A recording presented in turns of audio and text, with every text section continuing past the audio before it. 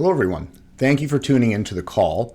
Jack and I just finished our analysis of your portfolios, and we just wanted to highlight our findings and some of the risks that we see could play out potentially in 2025. One of the biggest concerns that we have in managing your investments this year is the uncertainty created by the new administration in the United States, President Trump. There's no question that political dynamics in the US, but also globally, are starting to shift. But one of the things that we wanted to make sure that we highlight to you is that our investment philosophy remains focused on the fundamentals of well-run businesses. Historically, in our experience, over time, strong companies find ways to thrive regardless of the political or economic landscape. So after we've conducted a thorough analysis, we believe there are some adjustments that we need to make in the portfolio just to help manage some of the risks that could play out in 2025. Specifically, the United States appears to be one of the more promising investment locations. We feel that the new administration's emphasis on reshoring, meaning bringing the manufacturing back into the United States, reducing corporate taxes, limiting government regulation, all these sort of factors can help translate to increased revenue potential for US-based companies. In addition, US interest rates are also looking to stay higher for longer, especially compared to Canada. And this increase, or the higher interest rate, has the potential to increase the value of US currency against others. Your portfolio has benefited from a significant exposure to US businesses over the last number of years. And quite frankly, we don't expect that trend to change anytime soon. Going back to the administration in the US, it appears that their internal focus is going to be on the US. And so our concern is we see greater amounts of uncertainty in regions like Europe and Asia. Especially when we start to think of things like the challenges posed by the global trade dynamics, while also looking at the aging population in countries like China and Germany. So for these reasons, we've sold the exchange-traded fund invested into Europe and taken the proceeds and moved it into the tactical equity part of the portfolio. We also decided to simplify the fixed income part of your holdings.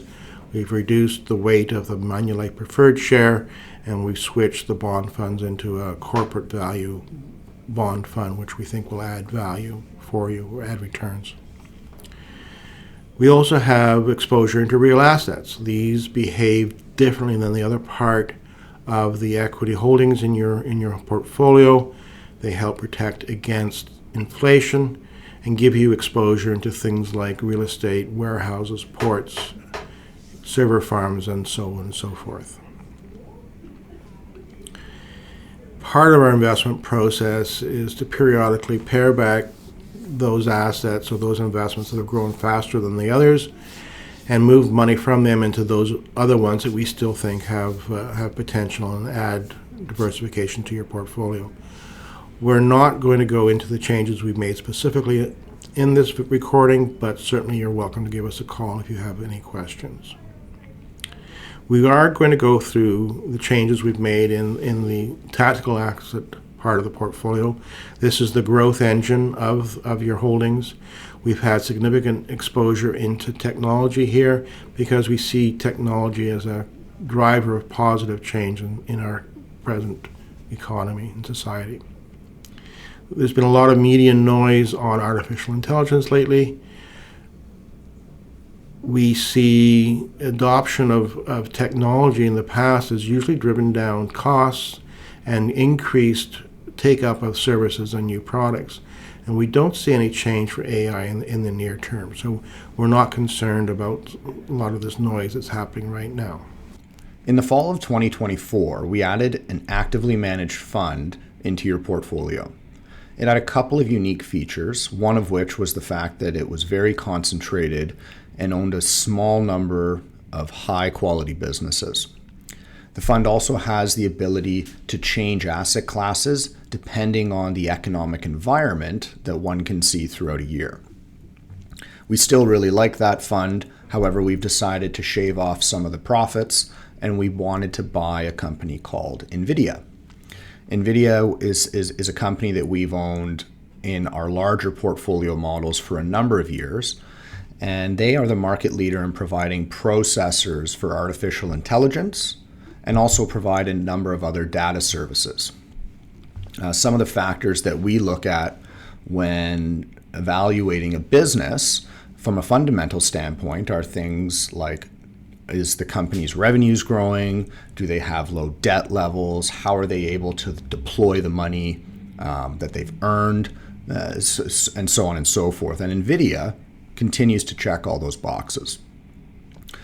The other business that you own in the portfolio is a company called Alimentation Couche-Tard. It's a Canadian company that operates gas stations and convenience stores, and Circle K is one of their brands. Historically, it has demonstrated good growth, and we're going to keep that position in your portfolio. And it also helps to diversify from some of the other business types that you have. I wanted to thank everyone for listening to our call today. And as always, if you have any questions, feel free to contact us, and we're happy to help. Take care.